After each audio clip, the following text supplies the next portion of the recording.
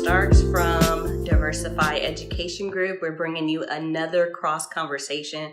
We're so excited today because we have none other than our own Vaughn McGee with us to have this discussion.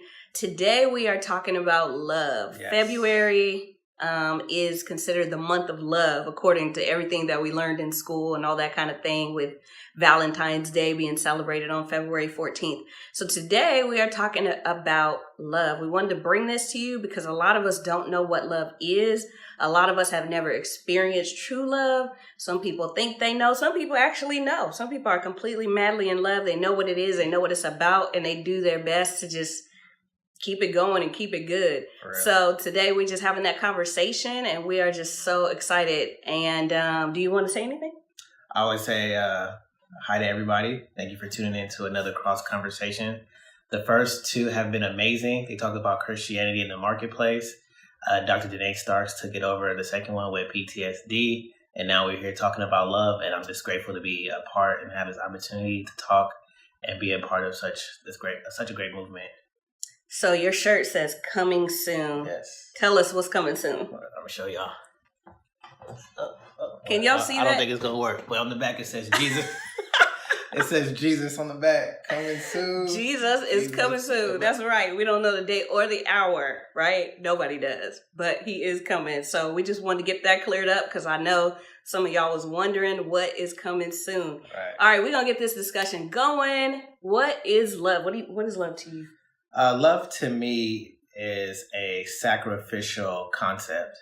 You cannot love and take. You have to love and give. And I think that the reason why love has been so hard to understand is because we use it so normally. We use it as part of our everyday language. I love pizza. I love that car. I love how the sky turns blue. I love this bird. I love that animal. But if we really understood what love is, then there's no way we love so many different things in so many different ways. So I think we have no accountability to the word love because we just use it in our everyday language. So it brings down the respect of the word love and what it actually means. Yeah, that's a good point. I never really thought about it that way, how people just kind of just throw it out there and build these expectations of love based off of them just throwing the word out there.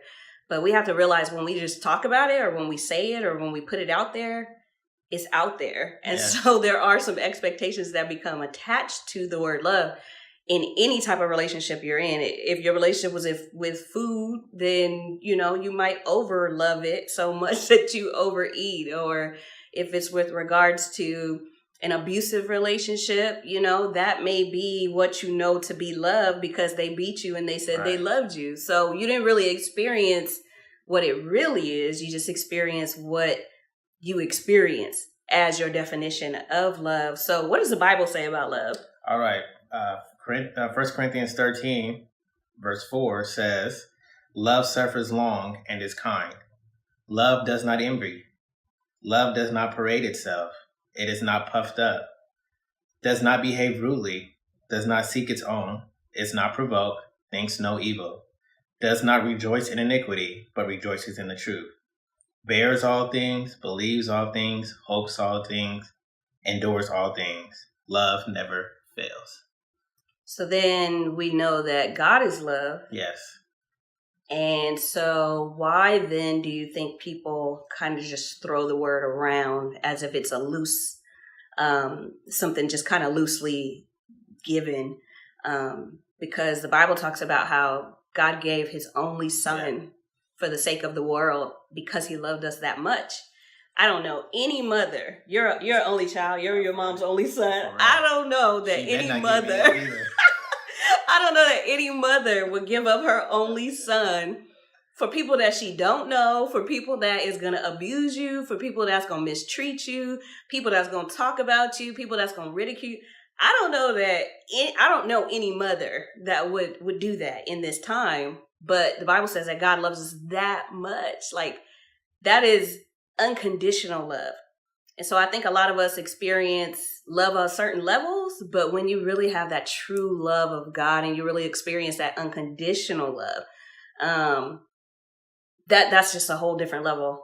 That's a whole different level. I agree. And I think because we all come into an experience of love differently, we all define love differently. But there's only one true definition of love, and that is God. So to experience what love is, it only can be attained by your relationship with the Lord. Because if not, then like you said, we use the word loosey goosey, or we use the words real love or true love. But love is love. We shouldn't have to put adjectives like true love as if there's a fake love, or real love as if it's a counterfeit. It's love is love. And it's only when you can come into a right relationship with the Lord that we can understand and thrive into the true meaning of what love is. Because if I'm a kid, I come into the world, my first contact with love is my parents. Mm-hmm. If I have a loving parent, then I can begin to form with a healthy idea of what love is. But what about the person who was abandoned as a child? That's right. They say, well, how come my mom didn't want me? That's their first interactive of what they think love is. So their love, their perception of love then is abandonment, or rejection. So when they get older, they mimic that in relationships. They identify love with rejection. Oh, well, you say you like, well, you're just going to leave me, or you're just going to abandon me. So this is why it's important that we cultivate kids growing up in what love is, because they imitate it when they get older. Yeah, that's true. That's true. And a lot of these roots that we do have that were just the seed, from a seed that was planted when we were younger. You know, a lot of people do grow up experiencing abandonment. Yeah. A lot of people do grow up experiencing neglect. Yes. A lot of people grow up experiencing abuse. And so because that seed was planted and they may not have necessarily come into the knowledge of like the truth, you know, which is God, when you grow up, you're just growing up doing things and making decisions based on what you know. Right. And so then when you come into Christ, you're like this whole new creature and you have to experience this whole new type of way of life. Yeah. And you realize, wow, like I never truly loved that person the right way. The right way. Or I never received love the right way. Yeah. I heard somebody before talking about how they didn't grow up with a father in the home. And so it was hard for them to figure out how to accept the love of Christ. Yeah. And to accept Christ as their father because they never experienced it. What they did experience was what you said, abandonment, neglect, all these things. And so when they grew up, they didn't know how to be committed in a relationship. They didn't know how to treat someone, you know, affectionately. They didn't know these things because they only went off of what they experienced growing up. And that was their norm, you know, because sometimes the things we experience, that just becomes normal for us. But there really is another way that really flips that norm upside down. For real. And it'll, you know, sometimes it messes up your mind. Like, you know, you get to tripping and stuff like, what is this? But I could say like when you get there, everything seemingly begins to make sense, you know, and you get to the bottom of some of these things, like these roots that were from seeds that were planted, you know, when you were like in your adolescent years or what have you. So what do you say about that? Like, what do you think about the person who just, they just don't know, right? They don't know how to commit. They don't know how to do anything. They're not a person of affection. They're not a person of, they just don't really have it. Like they have more of a hardened heart. They have more of a wall up because of their experiences, and nobody wants to be hurt, right? I mean, some people live by the motto of, I need to hurt you first before you hurt me. Right. But that's not the way, right? That's not even love, right? Because we know now what love is because we heard about it, right? According to the word of God. So what do you say to that? Like, how do you help someone in that position? Honestly, I speaking from experience, it's how willing you are to go into the depth of your relationship with Christ. Because whoever you go into a covenant with, girlfriend, wife, even relationships between brothers and sisters, God is the only one that knows how that person needs to be loved. And so our relationship with the Lord opens us up to the possibility of loving others how they need to be loved. Because if I step into my own strength and try to love, I don't have enough love. Vaughn McGee doesn't have enough love to love anybody the way they need to be loved. But the God inside Vaughn knows how to give that love to that person in the way that they need to be loved so that we all can grow and flourish and nourish. I think that growing up and in the society, we've confused love with lust. And we cannot differentiate the two, because what we saying that we love, we're really lusting after. And what I like to decide what's the difference is: love sacrifices and always gives. Lust always takes. So we get into a relationship thinking like, oh, what can I benefit from this? Right. What can I get from this? You're going to make me whole. Well, with that mindset, that's not love. Love says, if I'm going to get in a relationship, what can I give to this person, this relationship, to make this relationship work? So as I love to give, and if that person loves to give, I never lack, because as they're giving, I'm giving. It's a cycle that replenishes. But if I take, and if I'm always taking, then that person feels depleted, because they're not receiving the love that they did. And that's what I love about God. God says he loved the world so much that the first thing he did was he gave his only begotten son. Yeah. So if you really love, what are you willing to give for what you say you love? And it talks about in the Bible, love your neighbor as yourself. Yes. I believe that a lot of people treat their neighbor the way that they treat themselves, because a lot of times, even the saints, listen, just because you saved don't mean you really experience God's love on that level. And so, I think a lot of us have experienced that, where if that's how you treat your neighbor, I don't want no parts of it, because clearly that's how you respond to even yourself, and self-love, self-care, self-esteem, everything about yourself, how you feel about yourself is gonna be a reflection. And so I think that even now, while we're even kind of twisting that way, I think that social media has something to do with people kind of putting themselves on a bigger, playing field, and promoting, self-esteem, self-love, self-care, everything, like they're just appreciating themselves and loving on themselves and all this kind of thing, and that they will do that in return to their neighbor. Yeah. However, we know that social media creates a false sense of everything, right? Yeah. You talked about love and lust. Well, social media is all about likes. Right? And followers and stuff like that. These people don't love you. Like, they don't even know you, right? You might have 10,000 friends. They're not really your friends. Right? They're really not, because they don't know you. Yeah. They don't know you. So when you say something wrong, or when you do something controversial, guess what? Unfollow, block. We're not gonna mess with you no more, right? That's not love there. Because what was you in this for? Yeah. Like you said, there is no relationship when it comes to social media. There is no relationship, even in media, period, because media kind of twists things a certain way to, get views, get more money. Now people just doing it for the money. They've probably been doing it like that since the beginning of time, but now you can get paid, by the number of followers, the number of viewers, and all that kind of thing. So, and I think it's all about the perception of how can I make this look. Yep. And well, it looks good. I got 1,000 likes.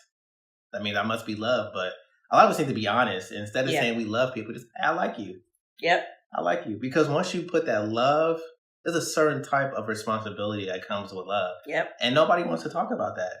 Nobody wants to talk about how can you say you love God, but hate your brother who you see every day. Yep. You can't love a God that you haven't seen, and then you walk around hating the people that you see that's not love. And so you want to be able to say, oh, I love this, I love that. But if you can hate your brother, then you can't love, because love and hate can't reside in the same place. And so I think, like you said, we love our neighbor as ourselves. The more that we understand what love is on ourselves and truly allow God to love on us, the easier it becomes to love on somebody else. Because it looks like this. If somebody makes me mad, Vaughn in the flesh will be like, I'm cool off you. But if the love of God will say, you know what? Love suffers long. It doesn't hold no record of wrong. I'm not going to be like, well, see, you did that yesterday and you said you were sorry, but now you're doing it again. That's not love. And so I think the more we open ourselves up to God, the more we can really truly align ourselves to what love. And then we'll be more careful to say what we love and who we love. Yeah, we definitely be more careful, because then, you won't just throw it out there loosely and then be upset or feel any types of way when people remind you. Yeah. Because people will remind you of what you said. They'll remind you of what you said back whenever, like you said, keeping that record and that checklist, Yeah, for real. I'm good at that. I can keep record from what somebody told me, on to the day, to the time, to the second.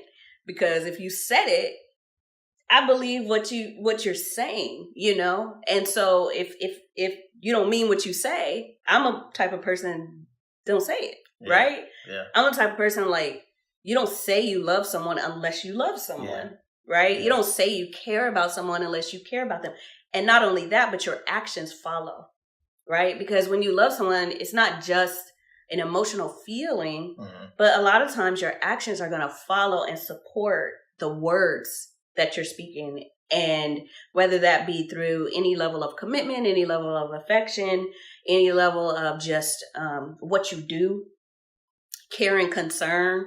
You may not be in a relationship as far as like a husband, wife, boyfriend, and girlfriend, but you may have a friendship with different people, or you may be affiliates of, different ones, or, you may fellowship at the same ministry. And, if we're supposed to love one another just like Christ has loved us, then sometimes people just don't feel that way. They don't feel it reciprocated, especially in times of sickness or death or hospitalization. I think we were having a conversation earlier about, sometimes people go into the hospital, all they want is somebody to call them and check on them. Sometimes you don't see anybody for a while. All you want is for somebody to make you feel like, wow, that person really they care about me. That light is on, the light of Christ is on, and they're actually showing love, and they're not just showing it like they're doing love. They're not just saying these words, they're actually taking my commitment serious, or my fellowship serious. And then they're taking it a step further, because if I'm down and out, if I'm sick, if I'm something like that, how does it make you feel when somebody calls you and says, hey, you was just on my mind, I just wanted to check on you? Right. How does it make you feel when you've been praying like, God, I don't even have $1. What am I going to do? And then all of a sudden you get that phone call, or you get that text message where it's like, hey, I just sent you $500. Yeah. You're like, what? So, I mean, love is also in it. There's action behind the word love, And so, like you said, a lot of times it's just loosely given. But then on the back end, there's expectations of some level of commitment to what you loosely said. They don't know you loosely meant it, right? It goes back to intent. It goes back to the heart. And that's why I believe that love is not so much of a feeling as it is a choice. Mm-hmm. Because when you choose to love, what you're saying is no matter how I feel, I still choose to love. Yeah. Whether you make me mad and my emotions is telling me this, I choose to love and say, you know what, despite of how I personally feel, love never fails. Mm-hmm. Love suffers long. Love is kind. Love doesn't rejoice in iniquity. If we choose to love, then when the person doesn't live up to our expectation, we don't really just be quick to leave. When you're quick to leave, when you're quick to do this, you're just really looking for an opportunity to get out. And it's not really love. Like love says, you know what, I'm sacrificing and I'm going to suffer long. Mm-hmm. Just like what's going on in social media today, where somebody's been married for so long and now this person is not able to respond how they want. They quickly just move on. But that's not love. Yeah. Yeah. Love has no expiration date. And I just think that it goes back to the model of God. God says before the foundation of the world, he knew us. He knew what Vaughn would do wrong, and he still hasn't changed his mind about me. Right. So in 1 Corinthians 13, wherever we see love, I can really say God. God is long-suffering. Mm-hmm. God is kind. Because there's plenty of opportunities that God could have said, you know what, I'm cool up on. But yet he still sent his son. He died for me, and probably with the expectation, or without even thinking of that, he died, let me say it like this. Christ died for us. Yep. Even if we wouldn't accept the gift that he gave us, but he still died for us. Mm-hmm. And so that's what true love is. If I love you so much, even if I would like love back, but even if you don't, it shouldn't really deter my love for that person, And so I think that it all goes back to how God dealt with us with his son. Mm-hmm. And the closer we get to the Lord, the more we can experience God's love. Yeah. And you cannot experience God's love and not show God's love. Mm-hmm. It just happens so naturally as God begins to cultivate our hearts. That's right. And we see how God has been patient with us. But I've been saved a long time, but in my salvation walk, I have slipped. But God didn't deal with me like I would deal with somebody else. That's right. So how can I then turn to my neighbor who does me wrong and be like, oh, well, then that's not God's love. And so I just think that it is all measured back to our relationship with the Lord. You could tell where somebody is with their relationship with the Lord, how they, like you said, love their neighbor. Mm-hmm. Now, what about the person who is just, they truly just have, that agape love, that just is unconditional. It extends so far, but they've experienced so much abuse, as in the form of maybe they've been taken advantage of. Mm-hmm. Maybe they've extended themselves here and they've been kind of guilt tripped into, if you don't do it, then you don't love me. Mm-hmm. Maybe this person has been just, well, if you really love us, then you'll give us money, or you'll financially contribute, even if it's your last. Mm-hmm. How do you help that person? Because sometimes that causes so much damage to where, the person becomes hurt. They don't want anything to do with God. They don't want anything to do with Christianity. They don't want anything to do with the church. They don't want anything. They want to be so far away from that stuff because they have been taken advantage of, because they have been hurt. How do you explain that God's love never changed? Right? But like you said, our love becomes dependent on some different things sometimes. So how do you help that person? I think there's two things. I think it's twofold. Like you said, God love is constant, never changes. Yeah. And this is where we want to align ourselves with God's love. Yeah. But with God's love comes God's wisdom. And that's where we don't really talk about the wisdom of God, because when God gives you his love, he also is going to give you his wisdom. Yeah. So it looks like this. If I'm being taken advantage of, I have to have the wisdom to say no. We identify saying yes all the time with love, but love will also say no. Yes, it will. And so when you can adapt that concept that just because I say no does not mean I don't love you, I think that would help us, empower us to be able to not be taken advantage of. It's just like my dad growing up. If I only went to my dad because I wanted something, and the minute he says no, I'd be like, oh, well, you're just such a bad father. That means I don't really love. If me saying no deters you from still loving, then you're not really loving me in the first place. That's right. But whether my dad said no, I'm probably upset I didn't get the game, but it didn't change my love that I had for my dad. It's like same thing with God. We go to God with our hand out so much, and the minute God doesn't give us what we want, we turn away. But do we really have a real relationship with God? And so I think with God's love comes God's wisdom, and we need to apply God's wisdom to every relationship and situation, because God's not going to put you in a situation for you to get taken advantage of. So we have to ask ourselves, okay, Lord, what is your will for this relationship? Show me how to love without me taking on the hurt and being taken advantage of. Give me the wisdom to be able to say no and stand with my no, and be able to be comfortable with that. So I would say that to the person, you have to seek God's love and also seek the wisdom of God as well. Now let's talk about what's hot right now in media, period, right? Like, because it really concerns a lot of people, and it really speaks to going back to love and even just the foundation of love. But right now in social media, or in media, there is a big deal. It's something that's a big deal right now where, there's a couple who've been married 27 years or whatever it is. And the wife has dementia, Alzheimer's, and the husband now, he doesn't believe in death do you part if you're not mentally there. And so now he's moved on. Has moved in his girlfriend, and so now you're kind of propagandizing the situation that your wife is in, and so some have interpreted like, how can that be love? Right. You know what I mean? You do have a marital commitment here, and you do have the commitment under God and all this kind of thing when you got married, but because the person is not all the way mentally there anymore, you didn't walk away, because you are there. You are taking care of them, right? But you're not there committed to the relationship anymore, committed to the marriage anymore. Right. Because you've easily moved in. You got a whole nother girlfriend, and you've moved her into y'all house where all three of you live. But the cold piece about it is, because of the dementia, she doesn't know. Like, she doesn't register, what's going on. And so, to me, it would be hard for me to believe that there's some true love there.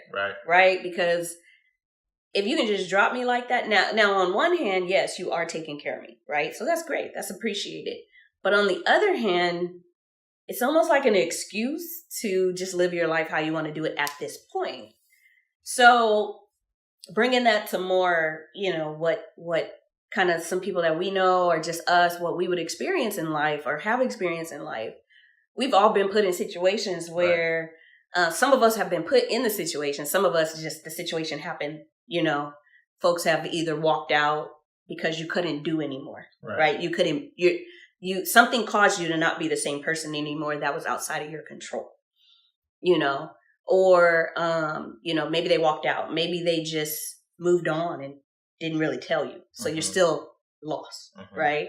Not that you're outside of your mind, but you're still just kind of like, what happened? Right? I thought you loved me. That's usually the response. People say, I thought you loved me. That's why, when you're talking about just using the words loosely, it's like, you really can't do that because it goes back to that. So like, that's like a real big thing right now. Right. In media, not just social media, in media. Yeah. But it's a real big topic of conversation just for people, right? Because it's almost like, how do you do that to someone you love? Yeah. At all. Yeah, and I think it's because he had conditions on his love when love is unconditional. And so I saw another level of love when my grandmother was on the treadmill one day. She had a stroke, slipped off, and slipped into a coma. Wow. And my grandpa got her to the hospital, but she was in a coma, so they put her into a home. She was in the home for 365 days. But every day for 365 days, my grandpa went to where she was, stayed there 12 hours a day, massaged her hands because he didn't want her fingers locking up. He would pack a bag of her clothes because he said every day he got there, he's like, this is going to be the day that my wife comes home. So he sat there 12 hours a day. Wow. Make sure her hair was done. Make sure he had somebody come get her nails done. Talk to her. Put her favorite TV show on there. Pray with her. Preach to her. And it was like that for every day, 12-hour days. And you said 365. That means an entire year. An entire year. He was there every single day. Wow. For 12 hours. And the only reason why it didn't go longer is because my grandma ended up passing. But that was an example for me of what love looks like. I mean, he could have just left her in that room. Yeah. He could have just went on with his life. But not only did he visit her, he made sure her hair was done, her nails was done. Wow. He had fresh clothes ready for her to come home. He talked to her. And this is what the love that God wants us to be with. Because how can we get into relationships and everything be good for 25 years, and then the last year something happens and then I'm cool off you? That shows what was really in your heart. Yeah. It shows that you're waiting for an opportunity to now go fulfill your lustful or your earthly or your fleshly desires. Yeah. But love says, I'm in it to the end. God didn't give up on me because I went through a streak of whatever I was going through. God could have turned around and said, oh, you tripping now. But no. Right. And so I think it all goes back to what we consider what love is. Yeah. I think we should close with this thought because I think that was a very good example of summing up this conversation. How much more loving can you be than to be by somebody's side who does not know you're there for 365 days. Not just your love for that person, but your love for God. Wow. To believe in your mind and in your heart that the Lord is going to wake her up out of this coma at any given point. And so when he does, we're going to be ready to go. Your hair is done. Your feet is done. Your nails is done. Your outfits is together. You getting up out this bed and we going at that time, right? Yeah. That's some serious love. Yeah. That's some serious love. He didn't leave her. He was committed to his commitment, right? And I think a lot of times that is the issue. That a lot of people just don't. They just don't commit. No, for real. Right? For real. But it comes from somewhere, right? That fear or that lack of commitment, it comes from somewhere. But that's what the Bible says, perfect love casts out all fear. Yep. The only way to get out of that fear is to love. That's it. You gotta try it. Love casts out. Love is worth the risk. Right. It's worth the risk. Right. It's worth the risk. Yeah, it's worth the risk. So, if anything I could say last, it could just be, just try. Just try the relationship with Christ. Try to receive God's love. Yeah. God's love will teach you some stuff that you literally never knew about yourself, but also, again, how to treat your neighbor, how to treat your family members different, how to just be more of a loving person, showing that being that light of Christ and things like that. So what do you have to say final? Oh man. He's a preacher. He can say so much at the end to close it up, right? We don't need 3 closes. We just need if I could just say anything, is that for God so loved the world that he gave his only begotten son, that whosoever believes in him should not perish, but have everlasting life. In order to get to that love that we need and that we seem to be, it first starts off with God. Yeah. As your relationship grows with God, your love will grow and everything will just come full circle. That's right. Well, we thank you guys for tuning in with us. We had so much fun talking about this topic of love. We'll be back with the next episode soon. Just know that Jesus is coming soon. If y'all didn't see the back of the shirt, rewind this all the way back to the beginning because we are out of here. Good night.